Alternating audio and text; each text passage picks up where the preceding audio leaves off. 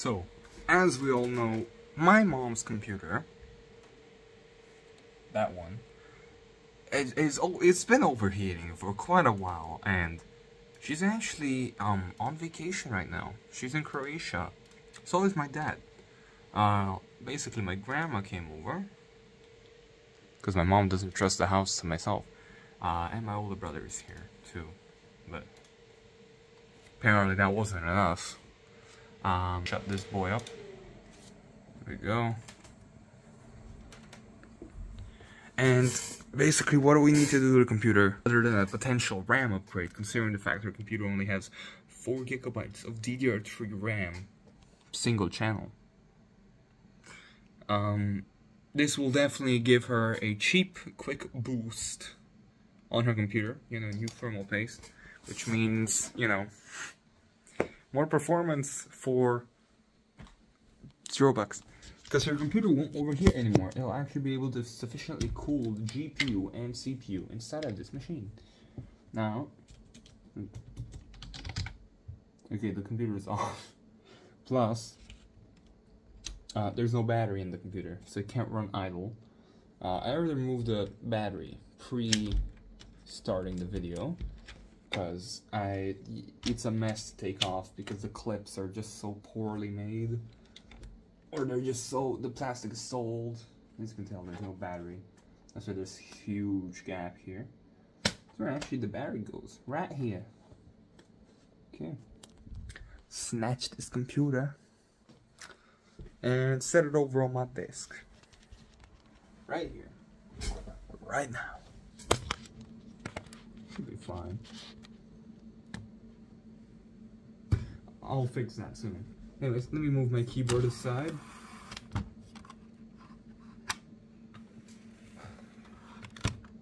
Good.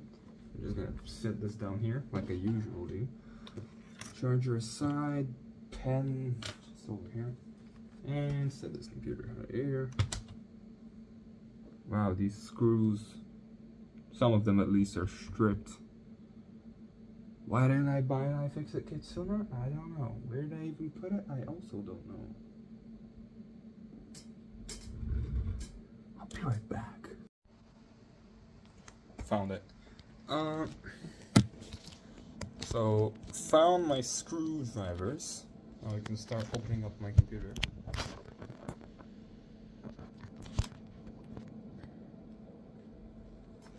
Right. Upgrading RAM on this computer isn't actually that hard. Well, for one stick at least. There's apparently 4 RAM slots in this. 2 easily accessible here, and 2 more under the motherboard. Well, if you were to lift the motherboard. Which is actually not bad at all, considering the fact that my laptop had a much worse system, where you had to lift the top, you know, where the keyboard is, to even gain access to its insides, and then you weren't even done yet. You also had to remove the fan, remove the Wi-Fi card. No, we're not done. Remove the hinges. What else do you have to remove? A bunch of cables.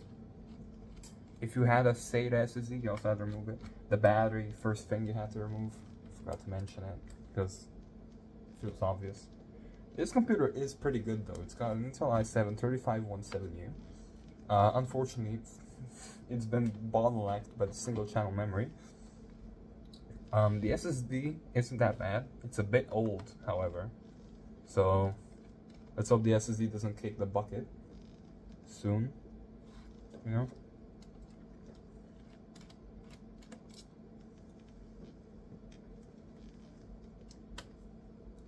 But if this computer had more RAM, and potentially, if it's important for you, more storage, let's say half a terabyte, it would actually be pretty good, you know, for simple tasks.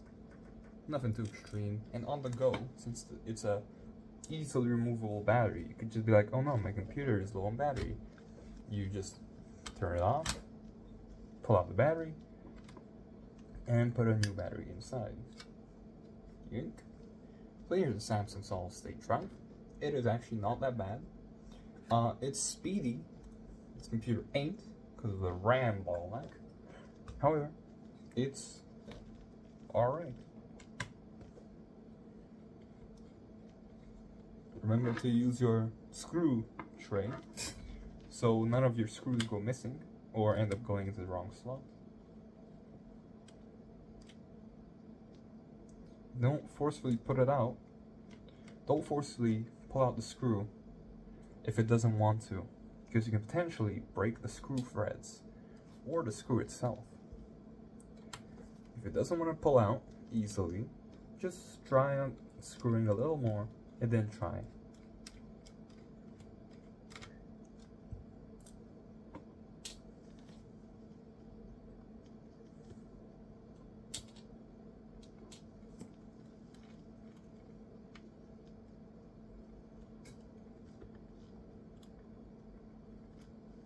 Fortunately, this screw seems to be pretty stripped, so we might need to use a bigger screwdriver and potentially break it even more and not be allowed to put it back in because of the state it's currently in, as to prevent any future damage.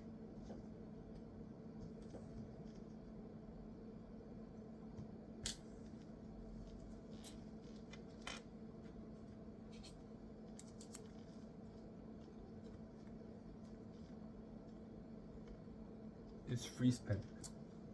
That is not a good sign whatsoever.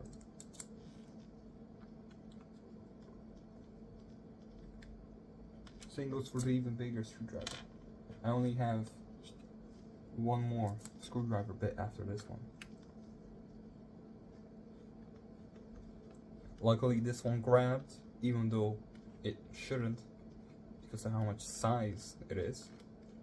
But this means, out of potential future improvements of this laptop or repair, we should not insert the screw back inside because of its really damaged nature. On the sides, where you insert the bit inside of your screwdriver, it tells you how big or small it is and what type screwdriver bit it is. For example, this is 000, which is the screwdriver we currently need for this machine.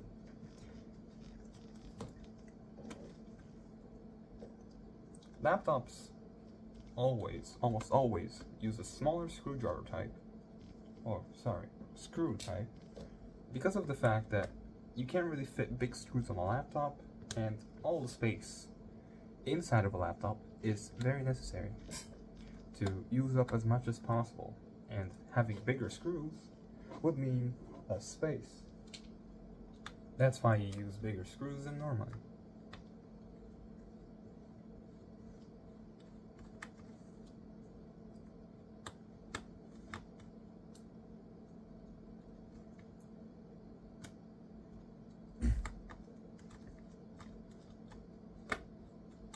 This one has definitely been finished, but for some reason it's not coming out.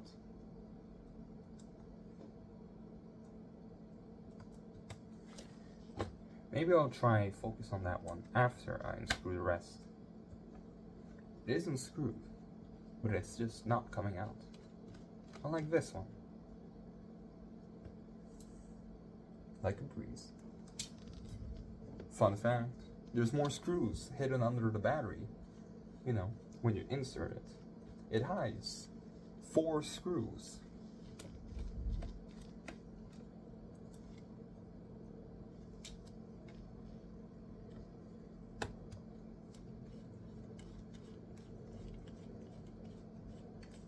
This laptop was made in 2012.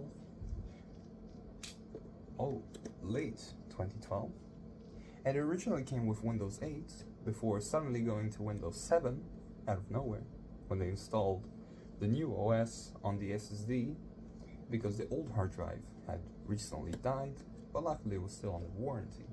So they gave her a Samsung SSD, 256GB, free of charge. And it's worked flawlessly ever since. There's a missing screwdriver.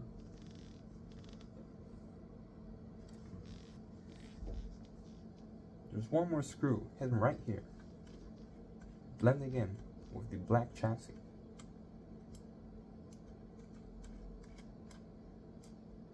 There we go. Make sure to tightly grab the screw as to not almost or accidentally have it fall into the computer and possibly hit something important on the motherboard itself. Now, let's check out this screw that didn't want to come out.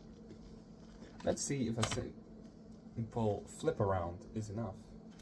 Get it out. Unfortunately, no. It is still exactly where it was earlier. But why?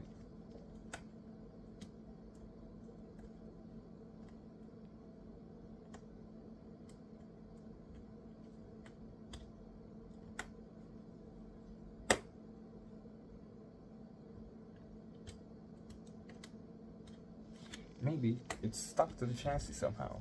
We have to force it off by forcing the actual chassis off. Now make sure all the screws are removed, or else you could potentially break the plastic chassis. Luckily, the top of the motherboard is made out of metal, as you can tell, so are the sides. The little Ethernet holder will also fall out from the chassis once you remove it. You can see the screw actually got stuck.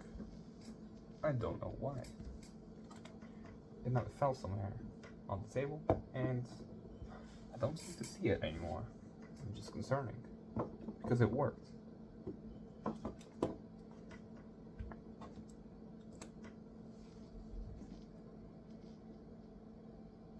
Another concerning part is this cutout for this chip doesn't line up, which, if you think about it, means we potentially have the wrong chassis for this computer, or just someone at ASUS didn't fix it.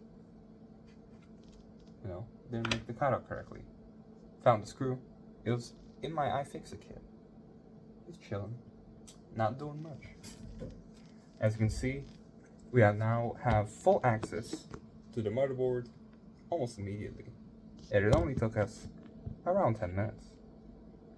This is our beefy looking Wi-Fi card. While it may be small in size, it is definitely very thick.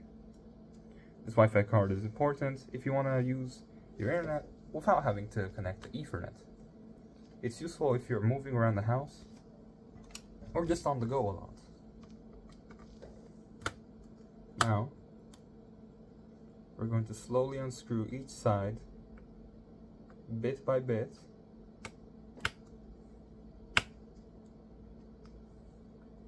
to apply even pressure on the CPU and, no, my apologies, the GPU and I think the CPU.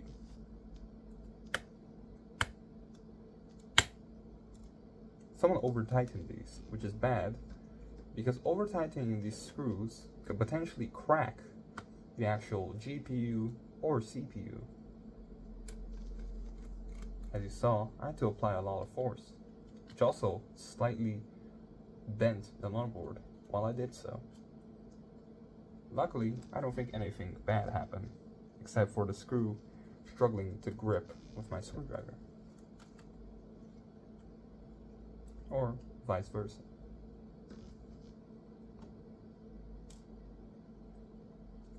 Set them down in the same pattern as you're unscrewing them, so you don't forget which is which, and accidentally put in the wrong ones.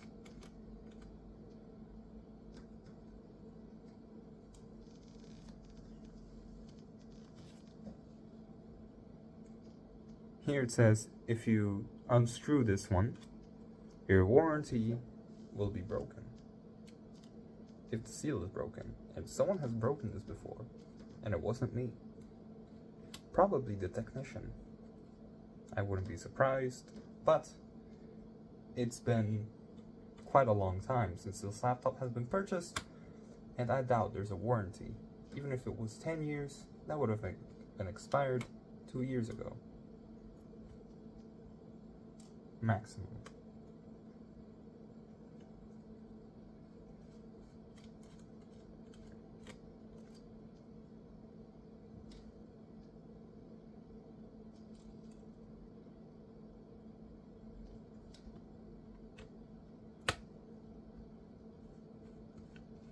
These weren't as over-tightened as the other ones, but they were still.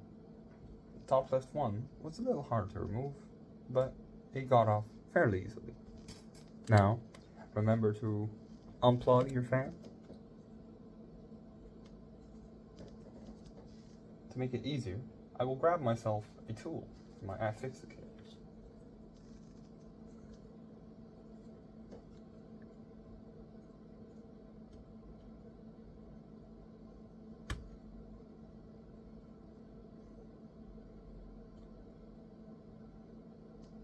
There's a little bit of tape holding in the wire, just in case this were to accidentally unplug for no reason. Slowly pushing out left and right, left and right. So you're trying it forcefully on just one side, so it unplugs more easily. This does take some time, however.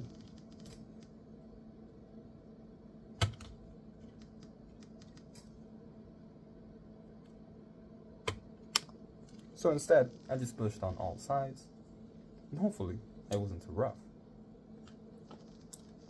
There are only 2 screws that I can see that are holding in this fan. So let's get to removing.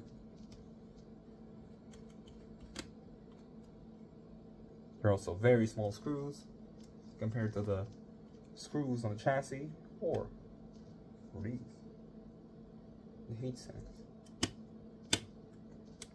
This one was very tightly screwed in, but immediately left once we got grip. Now that we have to see if we can remove it easily and safely. And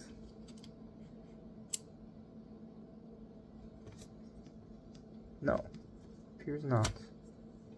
There's another screw hidden under this piece of plastic. Just a piece of plastic covering the screw. So, I guess I was wrong. There are actually 3 screws holding the fan down, not just 2, which is good, but now this plastic bit is no longer part of the fan. We'll remove it anyway, and as you can see, it's a little wobbly. That shouldn't be too much of an issue if it's still while inside the machine. This CPU and GPU fan only takes up a mere 2 watts, and it's not that dusty. However, less dust is always better. So,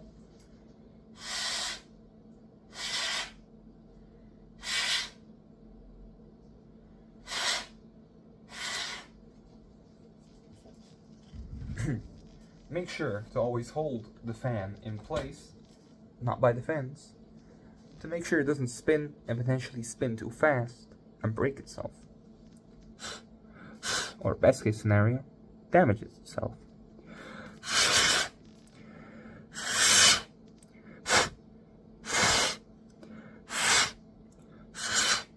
If you have compressed air, I recommend using it instead. Now, as you can see, the thermal paste application for the CPU wasn't the best.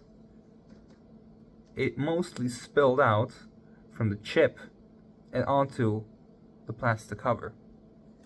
The GPU, however, was way better compared to the CPU. Now, we should get ourselves a cleaning cloth to remove the old crunchy thermal paste. Now that we got ourselves a soft paper towel, or more correctly, toilet paper, we can begin removing the old crunch.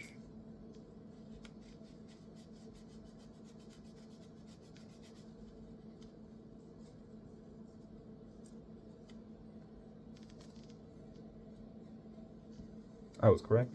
This one is the GPU, this one is the CPU.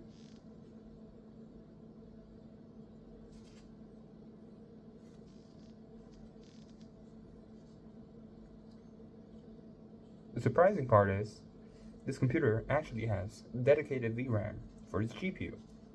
unlike my previous laptop.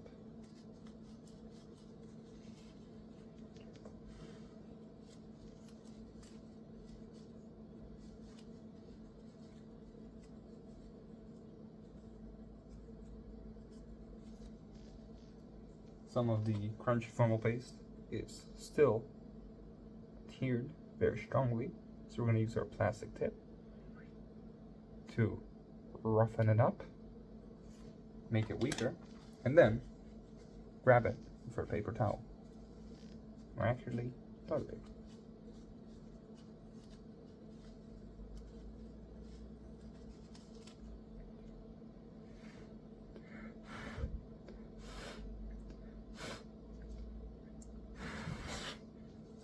Make sure to blow in all directions, just in case any thermal paste escaped onto the motherboard instead of onto the piece of toilet paper.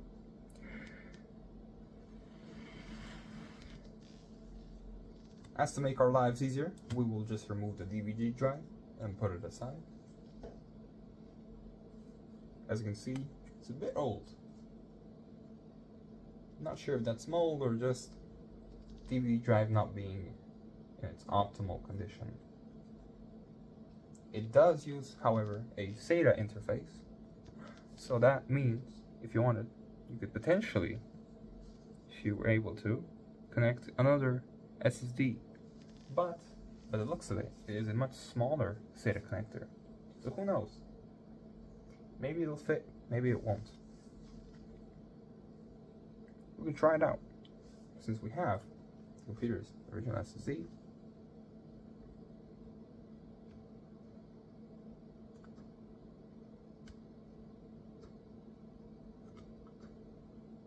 The holes line up, except for the fact that it is way too small for it to actually fit. Therefore, we cannot get it in. See, it probably needs some sort of adapter to be able to use another SSD or maybe even a hard drive inside of this computer. I would recommend an SSD, despite potentially being more expensive, because if you drop this laptop, there's a high chance of that hard drive breaking, and you lose all your data, and you end up with a broken drive. Now, don't directly rub the chip with the plastic tip. The sides, covered with a sticker, plastic one, should be okay.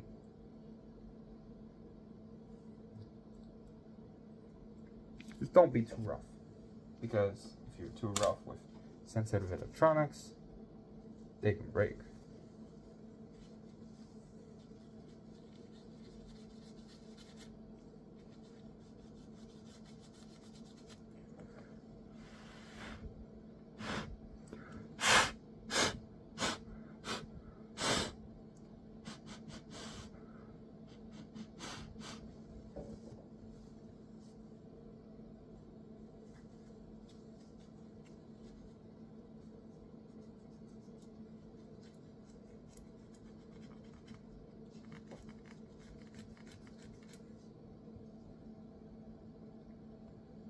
There's a surprising amount of thermal paste under the plastic sticker, so we will try our best to gently remove the sticker.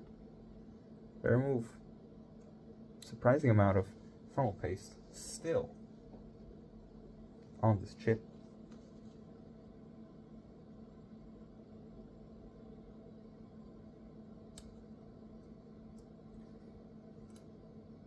There we go. You don't need to pull it all the way off, just the part that has too much thermal paste.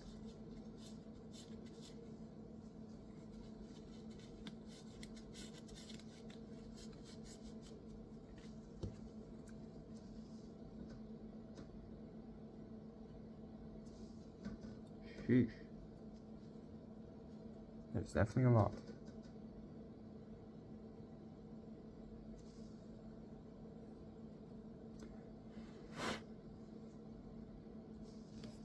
They're even in between the capacitors, or whatever it's called. I don't quite remember, and it's pretty late.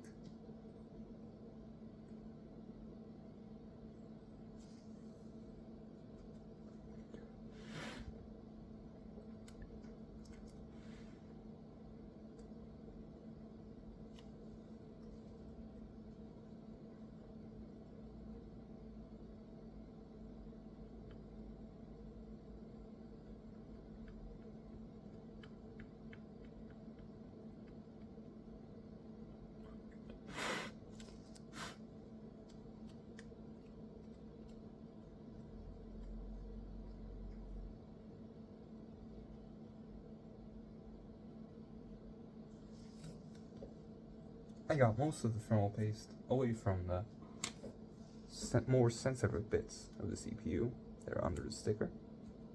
Now the sticker won't apply too well back on there. However, that is also why we didn't fully remove it.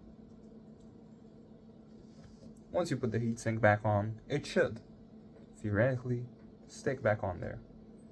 Or at least be there, just in case. Now we will grab our thermal paste, open it up, Jesus Christ, what? And apply a pea-sized amount of thermal paste to both the CPU and the GPU.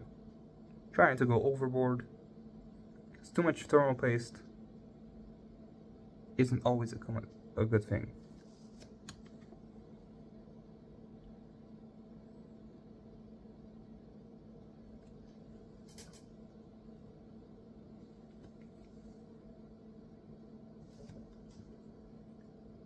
Close the thermal paste. Show your work to anger your mom. Remember, this is not your laptop, but your mother's, however.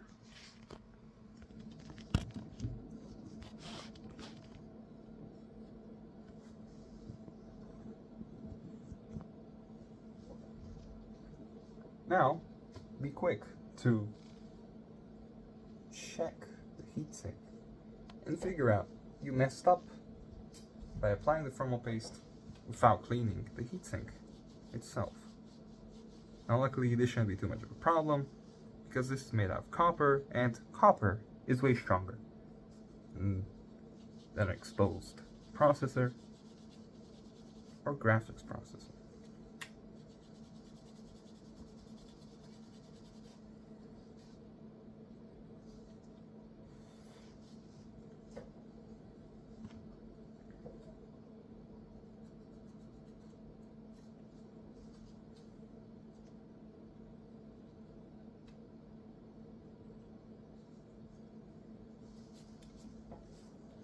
Congratulations, you successfully removed the thermal paste from the heatsinks.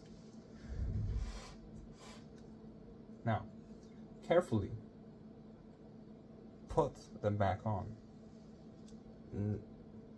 Please focus on the word carefully, because if you go too rough, you smear thermal paste in places you shouldn't, who knows what else could happen. You can gently push on it, just spread it, but that usually isn't necessary because it should spread after you carefully screw them back in. We're going to start with the GPU.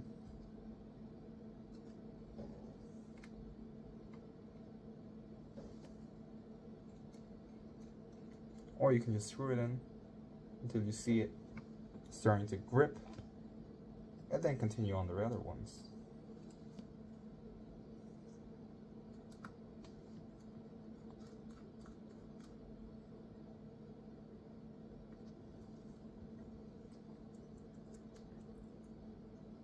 You have to be gentle, because once you start to feel too much friction while trying to screw it in, you should probably stop. Like now. Now.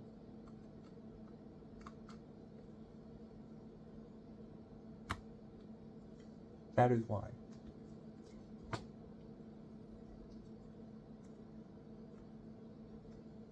We are also going to be running another Cinebench test on this computer.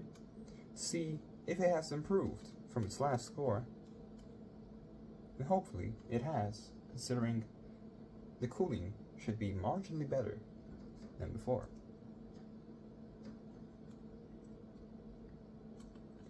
I'm not really a fan of ASUS laptops, considering the first ASUS laptop I ever got gave me the biggest of headaches. However, this one is not that bad, at least in my opinion. It is fairly modular, for a laptop at least. But I do own another laptop by HP. It's called an HP ProBook, which is made in 2012 or 2013. It is smaller than this laptop, has a 14-inch display, and contains a lot more thickness because of its smaller. Why is this screwed in so much?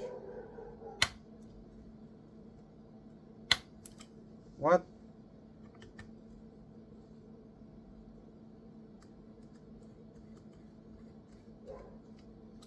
This one went off with no problem. This one is giving me problems.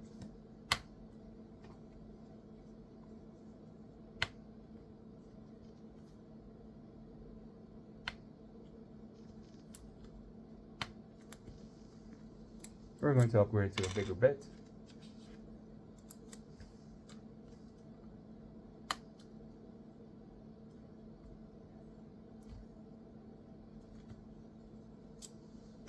Guess we have to go big again.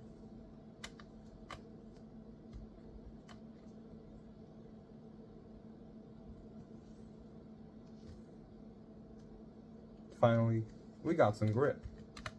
Not the best solution, but I've seen worse. Now, as you can see, this is a thermal pad. This is a very tiny heatsink. Now, to improve the cooling, we're going to remove this thermal pad and add thermal paste instead. See, it's breaking off in chunks and not in a clean way. It's dirty and it just won't work well.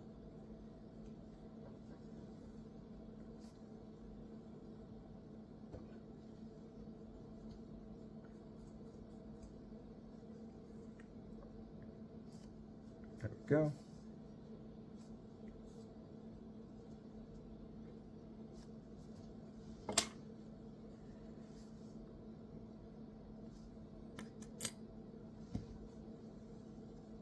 We open up a thermal paste again, learning from our past mistake, aiming at the laptop.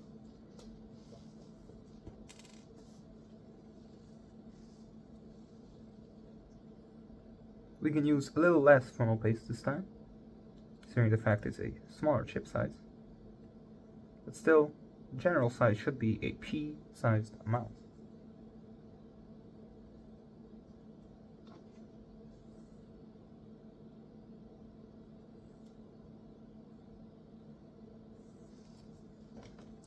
Thermal paste shouldn't be used as glue. It is just to fill. Seriously.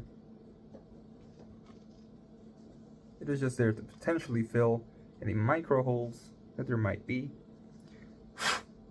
in the computer. Now, what do I mean by micro holes?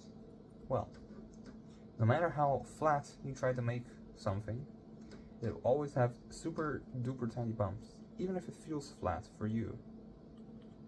Probably isn't flat in reality. That's why we use thermal paste to fill those gaps and improve thermal conductivity, but not do not use too much, because too much is never a good thing. I would know.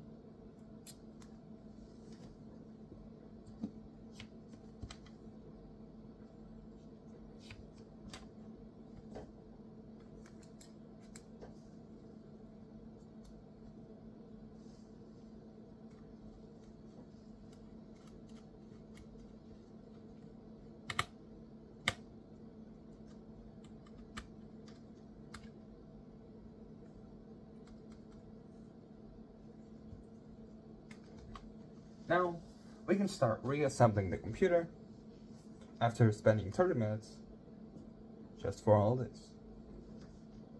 But, fun fact, you can actually add an M.2 drive into this computer. Not a fully sized one. Oh, no, not an M.2. I think this is an older standard. different shape. I'll try to remember it if I can. Something on X something. Similar shape to an SSD, M.2 at least, but it's a bit wider, a bit different. However, the only problem is it's missing the standoffs to actually screw in this version of the actually faster than SATA 3 connector, which is a shame that you can't actually add it because of the missing standoffs. Otherwise, that would actually offer a lot more storage. However, it's a shame it's not M.2. This could possibly be M.2, but I doubt it, considering how old this computer is. And my doubts will be correct, considering how much smaller the connectors on the SSD are. Same goes for this side. Funny, way smaller connectors, but way faster speeds. That will always surprise me.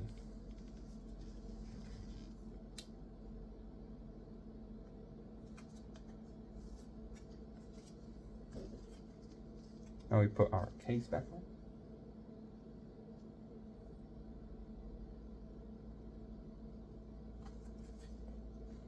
Or, my apologies, our chassis. And make sure you apply even pressure on all sides.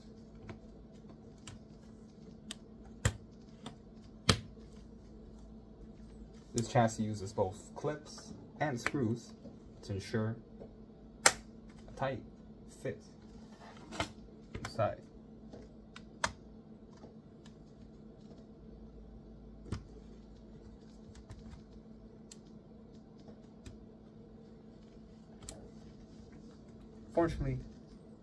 Unfortunately, this DVD drive is starting to give me headaches because it didn't give me any earlier.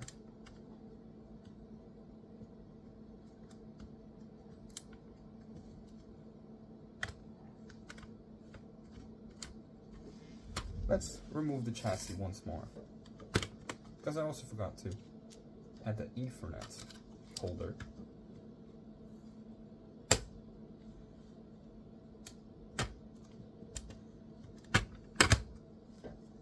This DVD drive is being very stubborn. Don't forget to add back the clip for the Ethernet connector.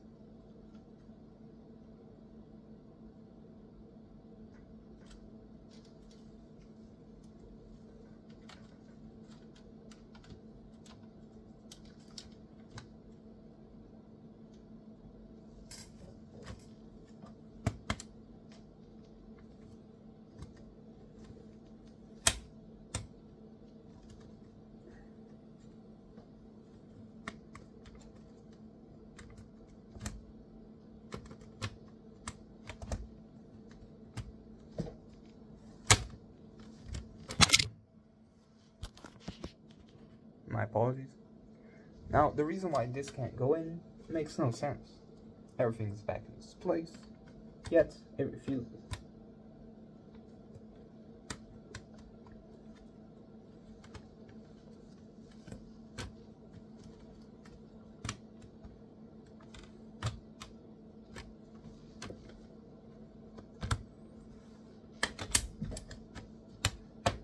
Finally, no idea why it refused. Maybe because of the DVD drive. However, I don't know. Remember to put back in your Ethernet holder, Ethernet cable holder.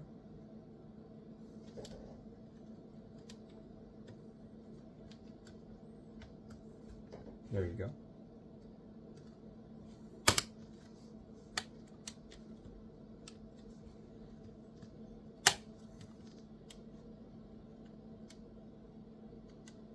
Make sure to clip it.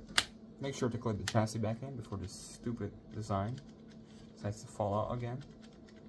It's like a loose tooth when you're really young as a child, or really responsible as an adult.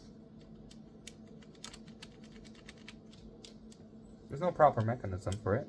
It's just plastic, hoping it'll hold on to a different type of plastic, differently shaped plastic.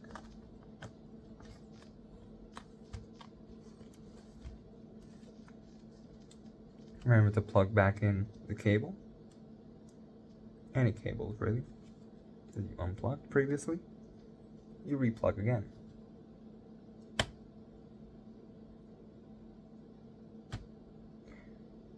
I have missed several crucial steps because of how nauseating this computer is to build in, or the more likely option, I'm tired.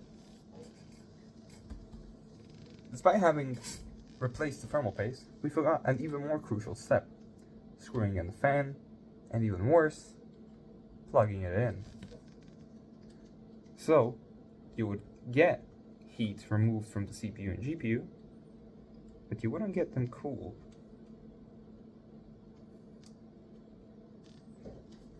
Now, another reason why I switched from a laptop to a desktop: these tiny bastard connectors. So hard to manage. My fingers, stupidly thick for this kind of job, or, more likely reason, I'm clumsy at this kind of stuff. Probably makes sense.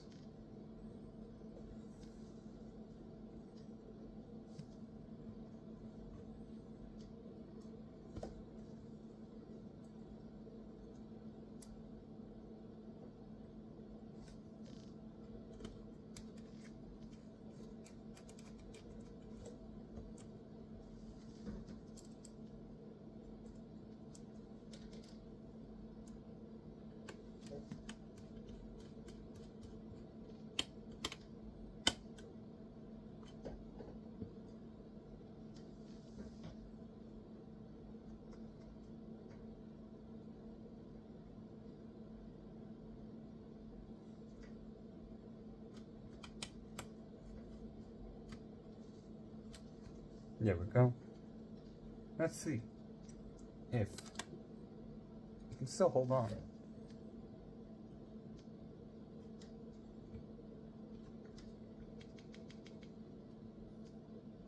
Surprising enough, yes. Just in case. There we go. Now, we can actually get on to reassembling this computer.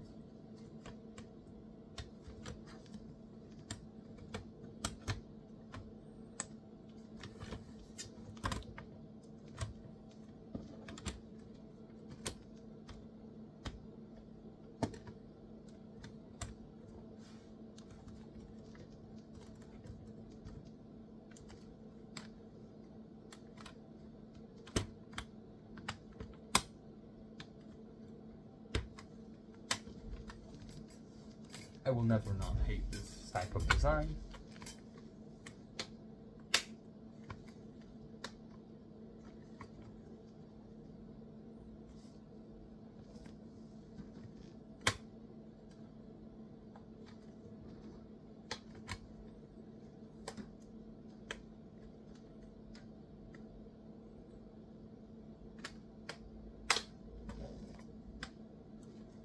If I look clumsy, I apologize. It's the computer's fault, I swear.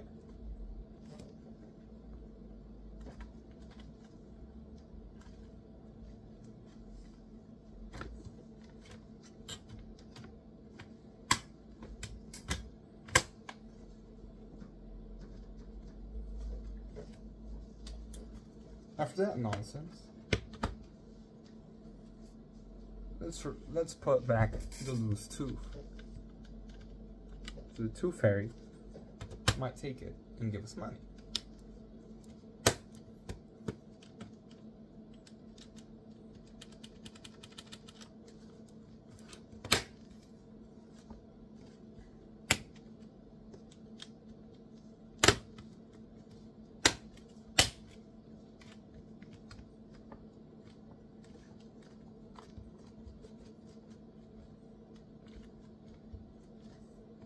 Now we add our connector back on.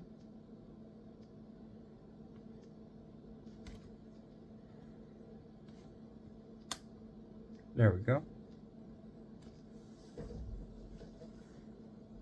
We get our handy dandy SATA 3 SSD by Samsung. And carefully slide it back into place.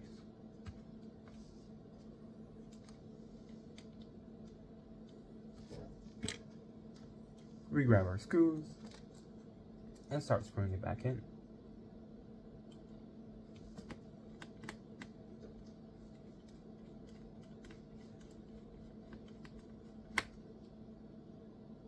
There we go. Now the other one.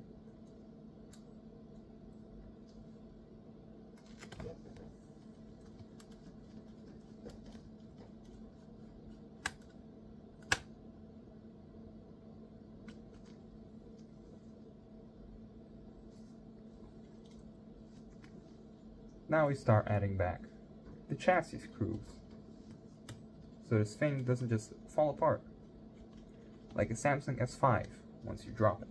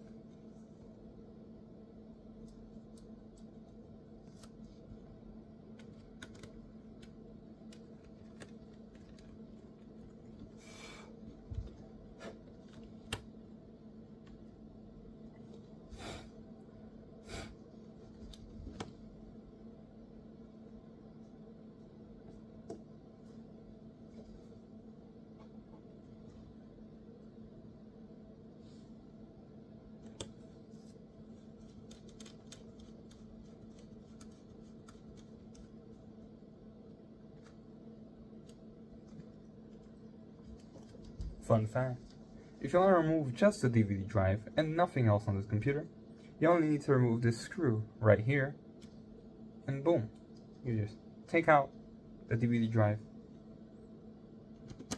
which I probably should have done to make it easier to put it back on the chassis. But hey, the more you know.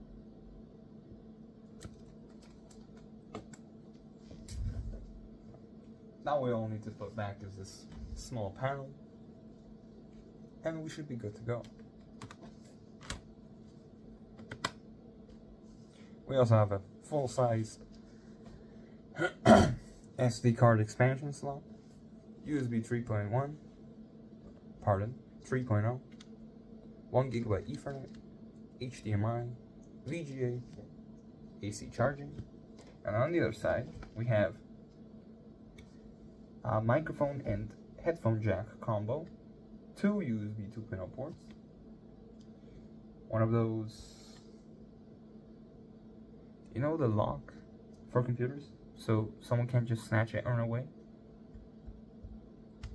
Kensington lock on this side, and the good old DVD drive we saw earlier, using a different version of SATA 3, maybe SATA 2 or SATA 1, I'm not sure. It's definitely smaller than SATA 3, as we saw earlier.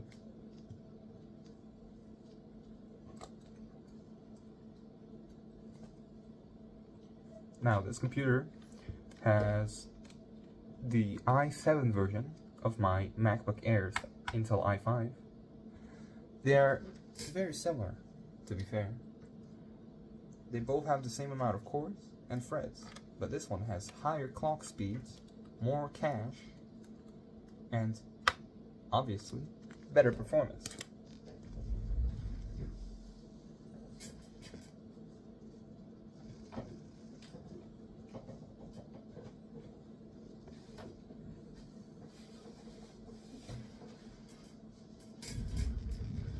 Here's the laptop's battery that has long been dead. It struggles to hold a charge. It is 2950 milliamp hours, aka 44 watt hours, which in reality is quite a lot for this laptop, considering its very compact size. 44 watts. This is right thing. And it struggles to hold a charge more than 5 minutes because of how old it is.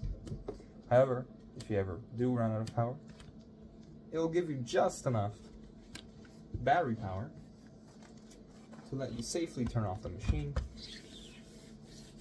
and be completely fine.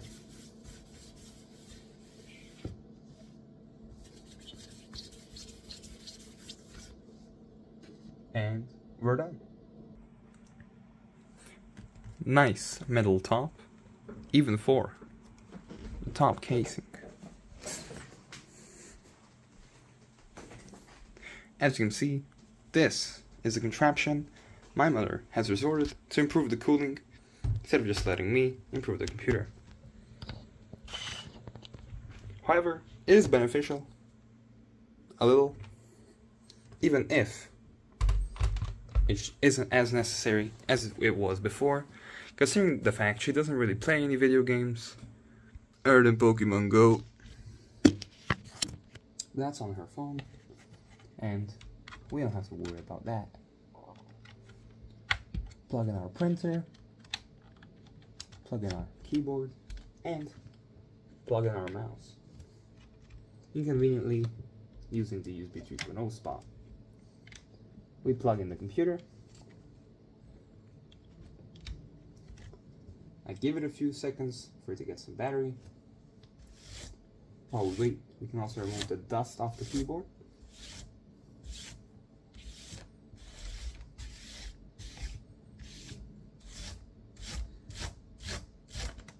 The amount of dust is actually crazy, what the hell?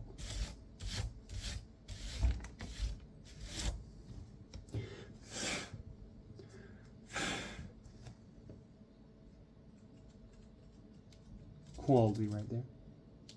And now we turn it on. If I did everything correctly, the computer should boot up, have the fan spin up, and do everything as a computer should.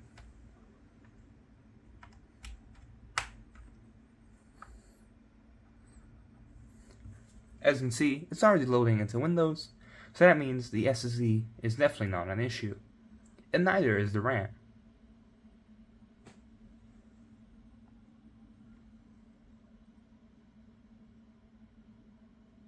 And there you go. Boot it up, just like normal.